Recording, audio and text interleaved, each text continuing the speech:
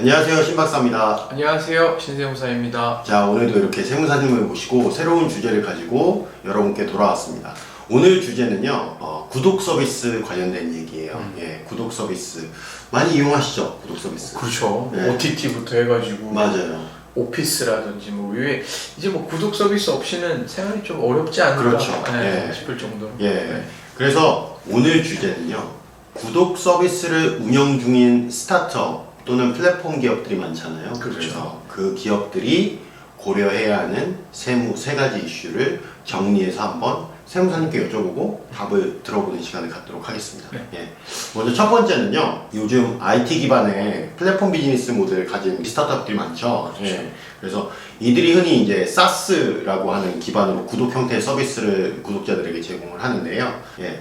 첫 번째는 세무사님 좀 이들이 이제 플랫폼 매출을 잡잖아요. 수수료 관련돼서. 그렇죠. 예. 수수료 관련돼서 매출을 잡는데 우리가 보통 플랫폼이라 하면 중간을 연결해주는, 그러니까 네. 수요자와 공급자를 연결해주는 매개체 같은 역할을 하는데, 매출을 잡을 때 이 전체, 그 거래 금액 전체를 총액 매출로 잡아야 될지, 아니면 플랫폼 기업이 중간에서 마진을 취하는 그 수수료만 순매출로 잡아야 될지, 이런 것들에 대한 좀 논쟁거리가 있나 봐요. 있죠, 있죠. 예. 네. 그래서 이거에 대해서 좀 답변을 해주신다면?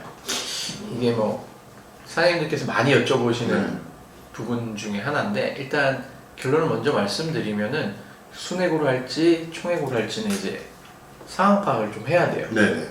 기업회계 기준에서도 어떻게 기준을 하고 있냐면은 본인의 역할, 그 거래 자체가 기업의 역할인지 아니면 대리인의 역할인지에 따라 가지고 순액으로 할지 총액으로 할지가 나눠집니다. 그래서 예를 들어서 내가 우리 기업이 거래 당사자고 주된 책임을 부담하고, 예를 들어서 재고 같은 거가 있다면은 전반적인 위험을 부담하는 거라면은 이거는 본인으로 역할을 한다고 보고 총액법으로 인식을 해야 되고, 네. 그렇지 않다면은 순액으로 인식을 하게 되는 거죠.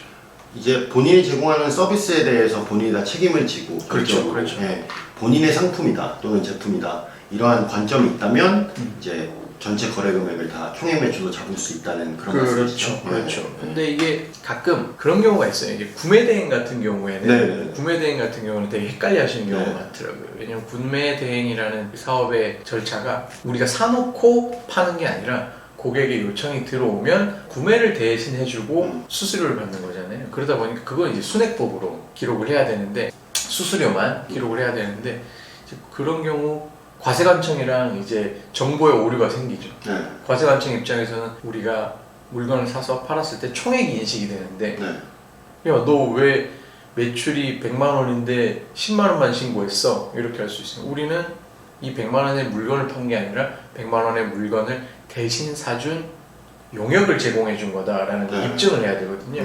그런 부분이 있어가지고 과세관청에 소명을 해줘야 되는 그런 이슈가 있기는 한데, 저희 클라이언트 분 중에 이런 경우가 있었어요.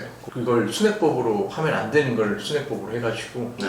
부가세가 이만큼 터진 경우도 있긴 했었는데, 그런 부분은 이제 전문가분들하고 상담을 통해 가지고 이게 순액인지 총액인지 정확하게 하신 다음에 진행하시는 게 좋을 것 같습니다. 네, 알겠습니다.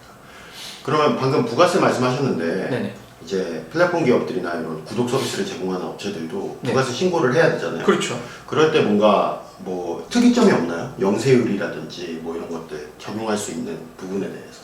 그런 게 있어요. 한참 이슈가 됐어요. 지금은 이제 좀 이슈가 사라졌는데, 구글이나 앱스토어 같은 네네. 경우에 우리나라에서 소비를 하면 부가세를 우리나라에서 내야 되는데, 그렇죠. 네. 근데 구글이나 애플 같은 경우에는 그동안 우리나라에서 내질 않았단 말이죠. 네네. 그래가지고 부가치세는 소비세다 보니까 소비하는 나라에서 납부를 해야 된다라는 규정이 있었는데, 그러지 않고 있다가 최근에 이제 법이 바뀌어가지고 국내에서 소비하는 경우에는, 국내에서 다운로드 받는 경우에는 네. 국내에서 부가세를 내게끔 법이 바뀌었는데, 어떻게 보면 부가세 같은 경우는 영세율이냐 아니면 과세냐 요 차이점이 있는데, 심플합니다. 국내에서 다운로드 받아서 소비했느냐 아니면 국외에서 다운로드 받아서 소비했느냐 이 차이인데, 만약에 우리가 구독 서비스를 하고 있는데 미국에 계신 분이 다운로드 받아서 사용을 하셨다, 그럼 그건 영세율이에요. 네. 근데 우리나라에 사는 구독자가 이용하고 있다면 그건 과세고, 그렇게 보시면 될 것 같습니다. 알겠습니다. 네. 기업의 소비지국 기준으로 맞습니다. 한다는 거죠? 네, 맞습니다. 예, 알겠습니다. 그러면 마지막으로 세 번째 포인트인데요. 1년치 구독료를 현금으로 받는 경우가 많아요. 그럼 보통 할인을 해주니까. 그렇죠, 그렇죠. 그래서 1년치 구독료를 그래서 고객으로부터 선입금을 받았어요. 네. 플랫폼 기업이. 이랬을 때 우리는 흔히 이제 현금 기준으로 1년치가 한꺼번에 들어오니까 그게 다 매출인 줄 아는 분들이 꽤 있는 것 같아요. 그래서 그 부분을 좀 바로잡아서 설명을 해주신다면. 헬스장이 일단 제일, 맞아요, 헬스장. 제일 네. 많죠. 보통 운동 좀 해볼까 싶어서 갔는데 한 3달 하려고 그랬더니 뭐 50만 원이래요. 근데 1년을 했더니 70만 원이래요. 네. 그럼 1년이 낫잖아요. 네. 그런데 1월 1일부터 12월 31일까지 딱 1년을 하면 그거는 그 해에 회계연도에 과세연도에 전체 수익으로 잡아도 되긴 해요. 네. 근데 예를 들어서 7월 1일부터 내년 6월 30일까지 하면은 그 회계연도가 달라지니까 그 경우에는 총액으로 인식을 할 수가 없죠. 그래서 그거는 아까 말씀하신 것처럼 이제 현금 들어온 그 시점으로 수익을 인식하는 게 아니고 과연 내가 이 수익을 인식할 수 있는 요건이 충족되었는가 네. 그걸 보고 기간이 지난 만큼 수익을 인식하고 발생주의로 매출을 인식하게 돼 있죠. 그래서 1년치 헬스비가 100만 원이다. 근데 내가 7월 1일부터 내년 6월 30일까지 했다. 그럼 올해 매출은 100만 원의 절반이 50만 원이 되는 거죠. 그렇겠죠. 네. 요거는 사실 그 학교에서 강의할 때 학생들도 되게 어려워하는 내용 중에 하나. 발생주의 개념. 그래서 수정 분계를 통해 가지고 또 맞춰줘야 되는데 수정 분계를 굉장히 어려워하죠. 네. 사실 심플하게 생각하면 사용한 만큼 그리고 지나간 기간만큼만 수익으로 인식해야 되는 그거를 발생주의라고 보시면 돼요. 그러면 만약에 1년치가 12만 원의 구독료를 미리 받았다고 쳐요. 예, 그럼 한 달에 만 원이면 이제 5달에 대한 게 올해로 들어온다라고 하면 아까 말씀처럼 5만 원을 매출로 인식을 하잖아요. 그렇죠. 올해. 나머지 차액인 7만 원은 이제 단순히 부채로 잡혀 있는 건가요? 그렇죠. 그렇죠.